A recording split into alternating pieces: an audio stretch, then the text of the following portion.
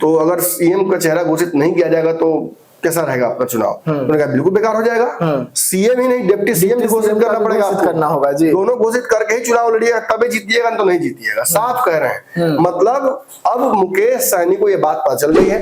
तेजस्वी जी को उन्होंने साफ कहा है कि आपको मजबूत पार्टी अगर है तो आपको उन सीटों पर चुनाव लड़ना चाहिए जहां लड़ाई कांटे की है जी। सॉफ्ट सीटों को हमारे लिए छोड़ देना चाहिए, छोटे दलों के लिए। इसमें प्रशांत किशोर के इन्वॉल्वमेंट के बाद आरसीपी सिंह इतने बमक गए थे कि प्रशांत किशोर को पार्टी से जदू से निकलवाने वाले आरसीपी सिंह है। प्रशांत किशोर भी एक ऐसे समय में से गुजर रहे हैं जैसे जिसमें उनको कई यक्ष प्रश्न उनके सामने खड़े हो गए हैं, बड़े बड़े फैसले लेने होंगे। रिसेंट रैली जो उनकी फ्लॉप हुई है उसके बाद से वो भीड़ जुटा भी रहे हैं और कहीं ना कहीं उन्होंने मोडस ऑपरेंडी चेंज किया है। नोरमा ग्रुप, जो सोचता है वो करता है, आपके अपने सपनों का आशियाना। नमस्कार, मैं विकास सिंह राजपूत। वादे के अनुसार घड़ी में सुबह के 7 बज रहे हैं और मैं और मेरे संपादक एक बार फिर से रातों रात बुलेटिन लेकर आपके सामने है। आज बुलेटिन में अहम खबर होगी और अहम खबरों को हम आपको विस्तार से बताएंगे भी और उसके बारे में आपको पूरी डिटेल भी देंगे, जो डिटेल आपको अब तक किसी चैनल पर नहीं मिला होगा। वैसे में खबरों की रफ्तार के साथ हम रातों रात बुलेटिन की शुरुआत करते हैं और रातों रात बुलेटिन में सबसे पहली खबर लालू प्रसाद यादव से जुड़ी हुई आ रही है और लालू प्रसाद यादव के घर पर बुलडोजर वाली एक्शन जो है वो अब होने जा रही है। वैसे में आप लोग सोच रहे होंगे कि बुलडोजर वाली एक्शन लालू प्रसाद यादव के घर पर क्यों हो रही है, तो मामला बड़ा है। मामला है कि लालू प्रसाद यादव लगातार कानून को ताक पर रख रहे थे।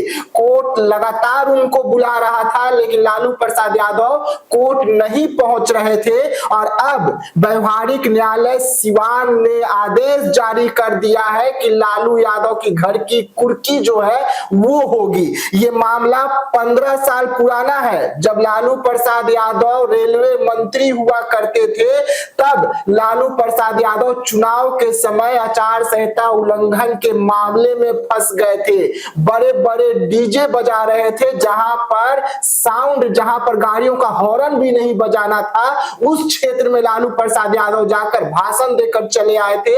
अब पूरी आचार संहिता उल्लंघन जो होता है उसके धाराओं के साथ में मामला दर्ज हुआ था और ये मामला काफी तूल भी पकड़ा था। सर देखिए, जो राजनीतिक जीवन है इसमें आप देखिएगा ना कि ऐसे ऐसे बेदाग मंत्री हैं जो एक चींटी तक नहीं मारते हैं, उन पर इस तरह कोई आरोप नहीं होगा। लेकिन जो पॉलिटिकल राजनीति होती है, जिसमें चुनावी राजनीति होती है, उसमें आचार संहिता एक बड़ा मामला होता है। छोटी छोटी बातों पर भी आचार संहिता का मामला लगता है और कई बार जाने कई बार अनजाने में भी होता है। 70 to 80% केसेस इस देश में जो नेताओं के ऊपर है वो आचार संहिता का ही है।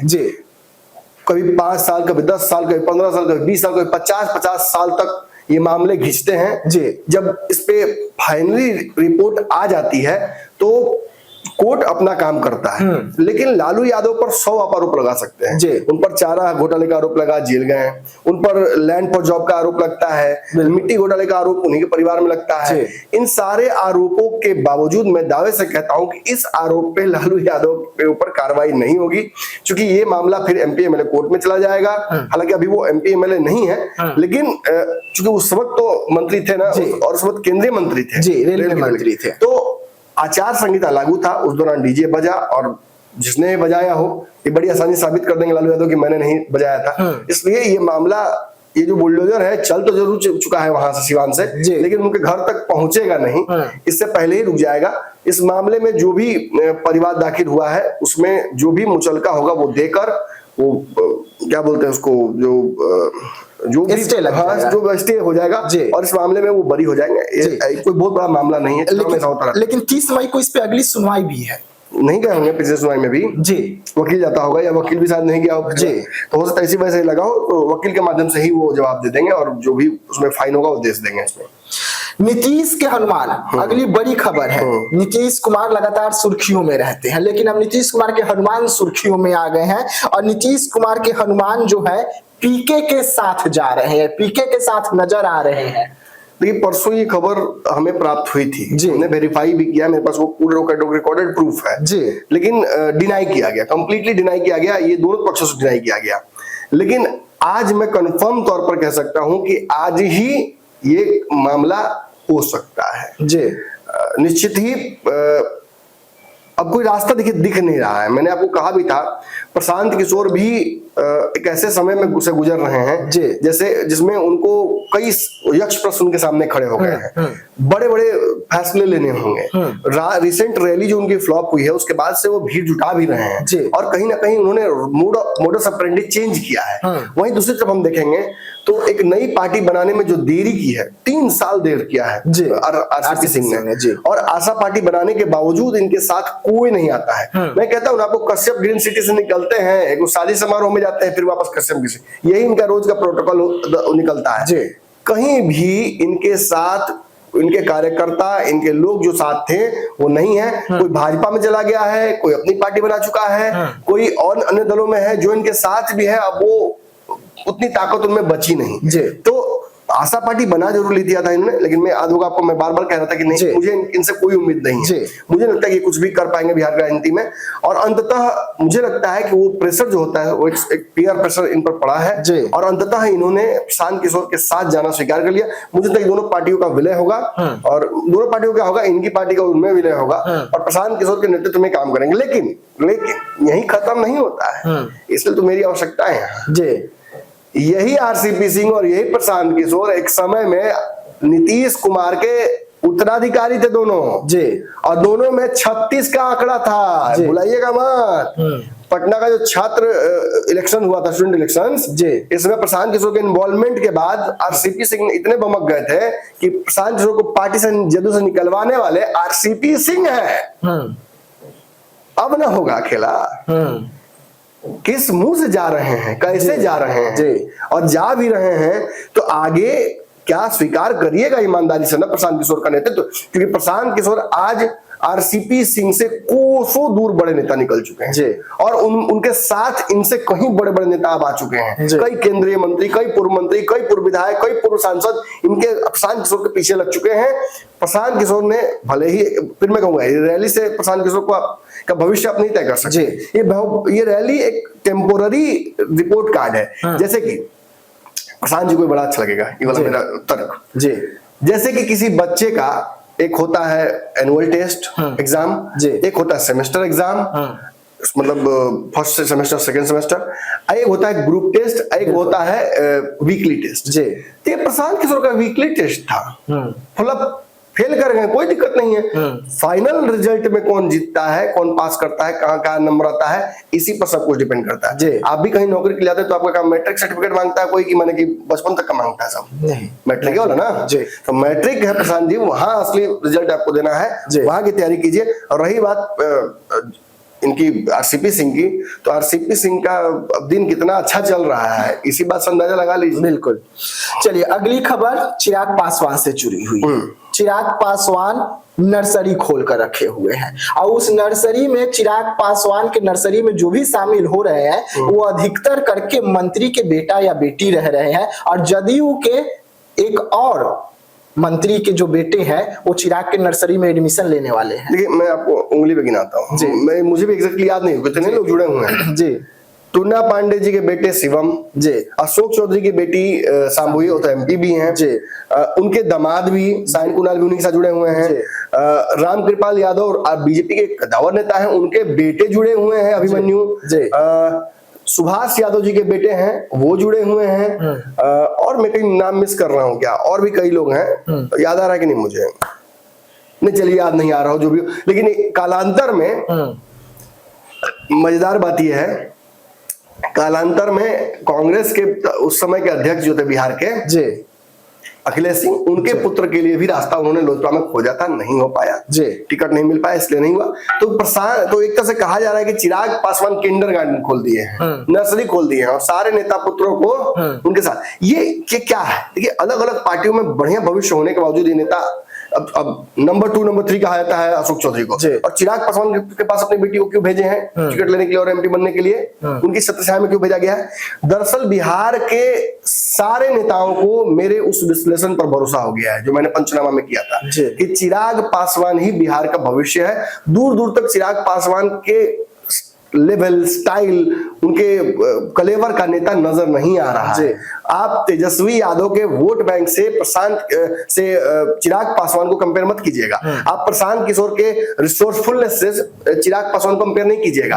आप नीतीश कुमार के कनिंगनेस से चिराग पासवान को कंपेयर मत कीजिएगा। आप लालू यादव के पिछड़ा जो वोट बैंक रहा है, उनका दबदबा रहा है, उससे चिराग को कंपेयर मत किया। चिराग यूनिक है जी, वो एक अलग ही ब्रीड के नेता हैं और उस ब्रीड के नेता की आवश्यकता हर राज्य में कहीं ना कहीं होती है। और जैसे ही वो नेता आता है, मैं नहीं कहूंगा कि वो मुख्यमंत्री बनी जाएंगे, लेकिन बहुत प्रबल दावेदार आने वाले समय में मुख्यमंत्री के वो होने जा रहे हैं। बिहार का भविष्य चिराग पासवान, तेजस्वी यादव, प्रशांत किशोर यही है। और बहुत समझदारी से इन नेताओं ने चलती बस में अपना अपना एक सीट रिजर्व कर लिया है इसी माध्यम से।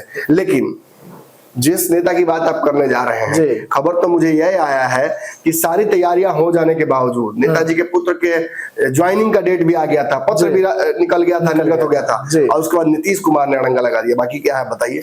देखिए, मदन सहनी के पुत्र और मदन सहनी चिराग पासवान से जाके दिल्ली में मुलाकात की थी, जिसकी तस्वीर खुद मदन सहनी ने सामने किया था। हाल ही में 5 तारीख को दोनों की मुलाकात हुई थी और उसके बाद से खबरें निकलकर सामने आई कि मदन सहनी के जो पुत्र है वो चिराग पासवान के पार्टी में शामिल हो जाएंगे। इसको लेकर राजू चुनाव भी लड़ेंगे। इसको लेकर राजू तिवारी ने पत्र भी जारी कर दिया था कि दरभंगा में जो कार्यक्रम होने जा रहा है उस कार्यक्रम में मदन सहनी के पुत्र जो है वो शामिल होने जा रहे हैं। लेकिन कार्यक्रम तो हुआ, लेकिन पुत्र नहीं पहुंच पाए।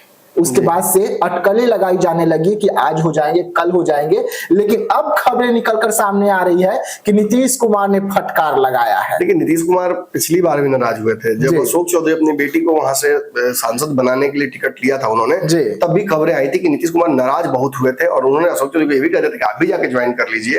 ये चर्चा हुई थी, कई पत्रकारों ने बात कही थी, मुझे तो नहीं पता, लेकिन चर्चा जब सब लोग किए तो होना चाहिए। और अगर तब उन्होंने ये बात कही थी तो अब बोलेंगे नहीं? बिल्कुल बोलेंगे। जब अपने सबसे करीबी अशोक चौधरी को बोले, बिल्कुल, तो ये तो मदन सहनी बिल्कुल सबको बोलेंगे जी। तो पिछले साल फंसा हो।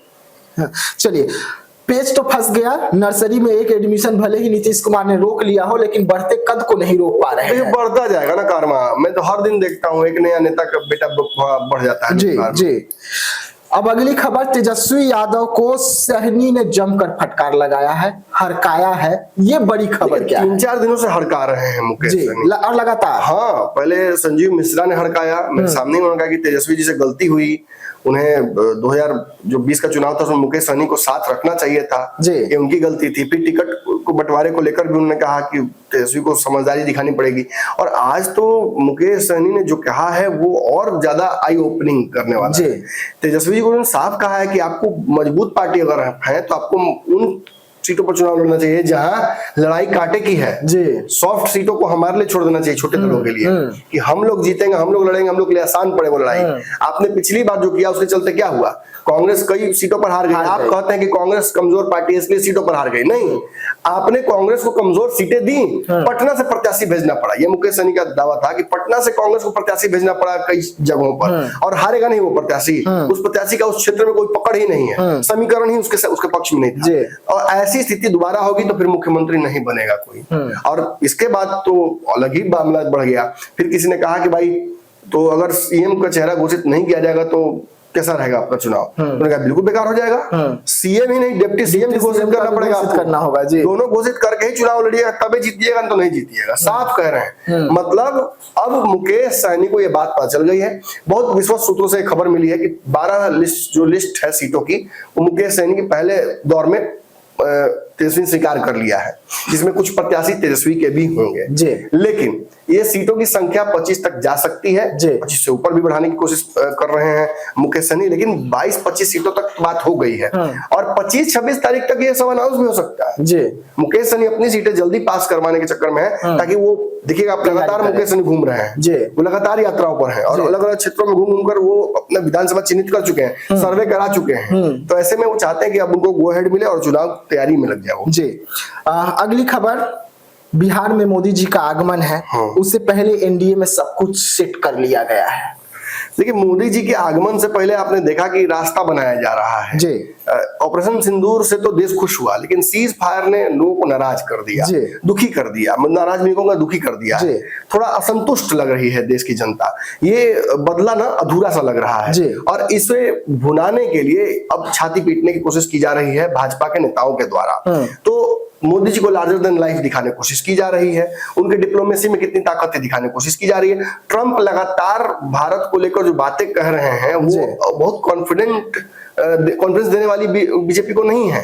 अब एप्पल का जैसे देखिए मैन्युफैक्चरिंग को लेकर उन्होंने कल कह दिया जी। कि इंडिया बनाने की जरूरत नहीं है, आप वहीं बनाइए। फिर टैरिफ को लेकर भी उन्होंने जो बातें कही वो भी अच्छी नहीं थी। फिर वॉर रुकवाने को लेकर जो उन्होंने कहा कि हमने वॉर इसलिए रुकवाने की कोशिश की ताकि दोनों देश ट्रेड कर सकें और जो नहीं करेगा उससे हम ट्रेड रोक देंगे। तो ये तो धमकाने वाली बात हो गई ना। बिल्कुल। जो नरेंद्र मोदी को प्रोजेक्ट करती है बीजेपी, वो इस तरह से नहीं करती है कि ऐसे गलेबुल नेता, उनको ऐसे प्रोजेक्ट करती है जैसे वो विश्व के सारे बड़े नेताओं के समकक्ष हैं और ट्रंप के इक्विवेलेंट बना के दिखाती है कि टाइम्स ट्रंप से भी बड़ा दिखाने की कोशिश उनको करती है। लेकिन इस वॉर के सीज फायर ने थोड़ा मोदी की पॉपुलैरिटी को डेंट किया है और इसी वजह से आप पटना में तिरंगा यात्रा, मोदी जी का सेना के बेस पर पहुंचना और तस्वीरें जारी करना, फिर आज आपने देखा कि महिलाएं सिंदूर यात्रा निकाली बीजेपी की, कल जदयू भाजपा और बाकी सारे दल निकले थे तिरंगा यात्रा लेकर और इन सब चीजों से रास्ता बनाने की कोशिश की जा रही है कि बिहार में जब मोदी जी आए तो सहजता से आए, ये नहीं कि बिहार आए तो उनको हॉस्टिलिटी महसूस हो, ये ना हो कि बिहार आने पर उनको कोई ये कह दे कि अरे आपसे तो पाकिस्तान को जवाब नहीं दे पाए, आप तो युद्ध रोक दिए। ये विपक्ष तो यही एहसास करने की कोशिश कर रहा है ना, कुछ लोक गायिका है उसका पता नहीं क्या स्क्रू ढीला हो गया, हमको समझ में ही नहीं आ रहा है। वो शुरू में कह रही थी कि लड़ाई क्यों नहीं कर रहा हूं मैं, देखिए मैं मोदी के पक्ष से नहीं बोल रहा हूँ, नेता गए भाड़ में, नेताओं के चक्कर में न रहना न करना है। बिल्कुल। पहले वो कह रही थी और वही नहीं, उसका पूरा टूल किट गैंग है। वो पहले कह रहे थे कि जवाब क्यों नहीं दे रहे हो मोदी जी पाकिस्तान को। जिस दिन वॉर शुरू हुआ उस दिन सबसे पहले यही लोग चूड़ी तोड़ने लगे और कहने लगे कि वॉर नहीं चाहिए, हमें पाकिस्तान से लड़ाई नहीं करना है, हमें पाकिस्तान के अवाम को डिस्टर्ब नहीं करना है, ये नहीं करना है, वो नहीं करना है। जबकि भारत ने किसी भी पाकिस्तानी नागरिक को नहीं मारा। बिल्कुल। जो भी डिस्ट्रॉय किया वो टेररिस्ट कैंप्स डिस्ट्रॉय किए गए। वॉर के दौरान जो गोली सेलिंग हुई है उसमें एक दो हमारे भी मरे हैं, सैनिक उनके भी मरे हैं, लेकिन किसी ने टारगेट तो ना पाकिस्तान ने किया ना हमने किया। पाकिस्तान के पोषित टेररिस्ट ने हमारे जरूर आम नागरिकों को मारा। बिल्कुल। ये बहुत जल्दी भूल गए ये लोग और फिर वॉर रुकवाने की बात कर लेंगे। और जब वॉर वाकई में रुका तो एक आम नागरिक को पाकिस्तान से जो बदला लेने की भावना थी उसको थोड़ा डेंट लगा, तो वो थोड़ा मायूस हो तो चलता है। ये लोग फिर मोदी और हमारी सेना के ऊपर पड़ गए हैं कि क्यों नहीं जवाब दे रहे हैं, क्यों नहीं डेंट कर रहे हैं, क्यों नहीं तगड़ा जवाब दिया, क्यों रोक दिया आपने वॉर। हद स्थिति है इस देश में, मुझे समझ में नहीं आ रहा, लोगों को शर्म में नहीं आता सोशल मीडिया पर आकर इस तरीके से, मतलब अरे कुछ तो मैंने होना चाहिए क्रेडिबिलिटी ना। आप 1 घंटे पहले कुछ और बोल रहे थे, फिर आधे घंटे बाद आपने कुछ और बोलना शुरू कर दिया। एज इफ ये लगता है जैसे कंट्रोल कहीं और से किया जा रहा है। मैं इनमें से ज्यादातर इन्फ्लुएंस को देख रहा हूं, कोई गाना गाने वाला है, कोई खाना बनाने वाला है, कोई नाचने वाला है, और ये लोग टारगेट केवल इसलिए करते हैं मेजोरिटी पॉपुलस के एक पॉपुलर नेता को, एज इफ इन्हें किसी ने पोषित किया है। और ये बकायदा जैसे होता है कि स्वतः स्फुरित होती है कोई विचारधारा, जैसे मैं भी बोल रहा हूं, लेकिन इनका बकायदा टेलीप्रॉम्प्टर पर पढ़कर ये जवाब दे रहे हैं और वो इनकी आंखों में दिखता है। मतलब डीप मीनिंग नहीं बोल रहा हूं कि आंख में अंदर दिखता है, प्रॉपर टेलीप्रॉम्प्टर आंख में दिख रहा है, चश्मे पे दिख रहा है। और इस तरीके से अगर ऐसी स्थिति उत्पन्न हो रही है विकास, तो मुझे इस बात का डर है कि क्या कोई टूल किट गैंग लगा हुआ है इनके पीछे, या क्या इनको कोई टूल किट गैंग पूरी तरीके से दे रहा है, कोई तैयार करके दे रहा है। और क्या वो लोग जो तैयार करके दे रहे हैं, क्या वो पाकिस्तान से पोषित है, क्या वो चीन से पोषित है, या बाहरी ताकतों से पोषित है? क्योंकि ओवैसी ने तो धज्जी उड़ा दी, ओवैसी तो आज भी बयान देते ओवैसी से भी बड़ा कोई, मैं खुद कह रहा हूँ, ओवैसी से भी बड़ा कोई हितैषी है क्या भारतीय मुसलमानों का? कोई नहीं है जी। ओवैसी से बड़ा हितैषी कोई नहीं भारतीय मुसलमानों का, ना कोई होगा जीवन में जी। अगर ये ओवैसी मुसलमान मिस कर जाएंगे, मैं खुल के कह रहा हूँ, बिहार में इस बार मत जिताइए ओवैसी को, आप फिर कमजोर होइएगा। मैं ये नहीं कह रहा हूँ कि आप तेजस्वी को मत वोट दीजिए, लेकिन ओवैसी अगर छूट गया मुसलमानों तुमसे, दोबारा ऐसा नेता नहीं मिलेगा, इतना कंक्रीट नेता नहीं मिलेगा आपको दोबारा। और इस बार तो वॉर के टाइम में ओवैसी ने साबित कर दिया, कल भी ओवैसी का मैं बयान सुन रहा था, वो यही कह रहे थे कि मोदी जी को डरना नहीं चाहिए या ये नहीं सोचना चाहिए कि क्या विश्व सोच रहा है। आप अगर जवाब देना चाहते हैं पाकिस्तान को, यू फील कि बदला पूरा नहीं हुआ, तो आप दीजिए, हम साथ हैं आपके। ये बड़ी बात है। जबकि जो आतंकवाद पर जो एक कमेटी बनी है जिसमें सारे दलों को शामिल किया गया, बड़ा दुखद है कि उसमें ओवैसी को शामिल नहीं किया गया है, जो उनको शामिल करने जाना चाहिए था। कांग्रेस के लोग हैं, सपा के लोग हैं, ओवैसी को पता नहीं क्यों ये लोग इंक्लूड नहीं करते किसी चीज में। शायद ओवैसी की पॉपुलैरिटी से ये लोग डरते हैं, मुझे लगता है। और ओवैसी ने आज भी बहुत अच्छा बयान दिया है। आज भी उन्होंने कहा है कि मोदी जी के साथ, सरकार के साथ मैं खड़ा हूं, अगर हमारे देश पर कोई उंगली उठा रहा है तो उसका जवाब मैं दूंगा, अगर मोदी जी नहीं दे रहे हैं तो। बिल्कुल, ये बड़ी बात है। देखिए, हम सब खड़े हैं सरकार के साथ, हम सभी खड़े हैं जी। मोदी जी का खिंचाई अपनी जगह जी, उनके हर मंसूबे को निस्तनाबूद करने का एक अलग बीड़ा हमने उठा रखा है, ये भी एक तरीके का जिहादे पर हम है जी। लेकिन जब देश की बात आती है तो कोई टूल किट नहीं, कोई एजेंडा नहीं, कोई प्रोपेगेंडा नहीं, देश की बात होनी चाहिए। और जो लोग इस तरीके के टूल किट करते हैं उनको शर्म आनी चाहिए। अब बोनस दे दीजिए जी। अब बोनस खबर पर आते हैं। जिस तरीके से हम आपको लगातार एक बोनस खबर देते हैं, वैसे में एक और आज हम आपको बोनस खबर दे रहे हैं, और ये बड़ी खबर है। पटना को नीतीश कुमार ने बीते दिनों एक बड़ी सौगात दी है, और अब खाली गिफ्ट मिलने वाला चुनावी साल है जी। मेट्रो भी चालू हो जाए तो कोई बड़ी और मोदी जी आ रहे हैं। मोदी जी जब एयरपोर्ट का नया टर्मिनल शुरू हो जाएगा, बिल्कुल, तो मेट्रो चालू हो सकता है, वन फेज का काम बता रहे, ये भी कुछ हुआ है जी। देखिए, पटना में सबसे ज्यादा जाम कहाँ लगता था? स्टेशन। अब स्टेशन जाम से निजात हो जाएगा जी। उसको लेकर नीतीश कुमार ने उद्घाटन कर दिया है। और आज पटना के नीतीश कुमार ने जो जानकारी दिया है, पटना स्मार्ट सिटी और मिशन के तहत परियोजनाओं को जेपी गोलंबर के पास से ये 80-84 करोड़ .3 की लागत से बनाई गई है ये टर्मिनल, और इसकी उद्घाटन की गई है। और इसमें अलग अलग तरीकों से अब बस के लिए अलग रूट बनाया गया है, उसके बाद ऑटो के लिए मतलब पटना स्टेशन पे आप उतरते हैं तो आप आसानी से बस पकड़ के कहीं जा सकते हैं, आसानी से। उसके लिए डायरेक्ट रेलवे स्टेशन से जोड़ा गया है, वहां तक जाने का अलग से रास्ता बनाया गया है कि अब आपको एलिवेटेड रोड जी, अब आपको बाहर नहीं निकलना है, आप डायरेक्ट रेलवे स्टेशन से ही वहां पहुंच जाइए। और जहां जाना है, अगर आपको बस से जाना है तो वहां बस भी आपको मिलेगी, ऑटो से जाना है तो ऑटो भी, ई रिक्शा से जाना है तो ई रिक्शा भी मिलेंगे, रिक्शा भी मिलेंगे। नीतीश कुमार इस बात के लिए जरूर जाने जाएंगे कि हवा में रोड बना दिया नीतीश कुमार जी। बनाते बनाते थक गए जमीन पे तो हवा में बना दिया, और हवा में बना दिया। और वहां पर नीतीश कुमार चर्चे में भी आ गए। नीतीश कुमार पर कल दिन भर गिफ्ट मिलेगा ही, लेकिन नीतीश कुमार ने जो बयान दिया वहां पर कि सब कुछ ठीक है, सब हम ही ना कर रहे हैं, कोई किया है। डीएम साहब को खोजने लग गए, एक एक मीडिया को डीएम साहब आप ले जाकर दिखाइए कि हमने क्या क्या किया है। और उसके बाद जो तस्वीरें निकलकर सामने आई, वो भव्य तस्वीर निकली कि पटना में अब जाम की स्थिति समाप्त हो रही है। भाग्य अगर ऐसा हो जाए तो। चलिए, बोनस खबर भी हमने आपको दिया। रातों रात में वादे के अनुसार फिर कल हम इसी समय पर हाजिर होंगे बोनस खबरों के साथ, तो आप बने रहिएगा इसी तरीके से रातों रात के साथ। दीजिएगा इजाजत, धन्यवाद। पनोरमा ग्रुप, जो सोचता है वो करता है। अगर ये वीडियो पसंद आई और वह बिहार के राजनीति और बिहारियत से सरोकार रखेनी तो सब्सक्राइब बटन दबा के चैनल के सब्सक्राइब कर ली। ओजे एगो घंटी बा, ओकरा बटन दबा देला से कुल सटीक और मारक खबर रुआ मुफ्त में मिल जाई। अगर रुआ पत्रकारिता के हमनी के नया प्रयोग में सहयोग कर चाहतानी तो ज्वाइन बटन दबा दी। पेटीएम नंबर नोट कर ली 9386816700। धन्यवाद।